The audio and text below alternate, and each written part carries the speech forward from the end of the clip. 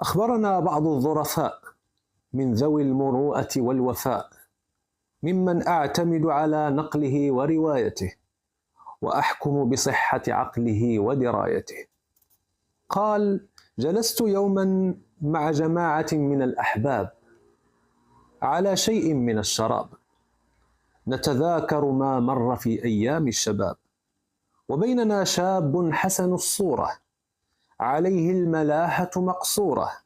واللطائف في شمائله محصورة، إلا أن شعر شاربه قد طال واسترسل غاية الاسترسال، فسألناه عن سبب طوله وعدم قص طويله، فقال: أنا أخبركم بخبر يعجب لذكره الحاضرون ويطرب لسماعه المنصتون والناظرون. كنت من شأني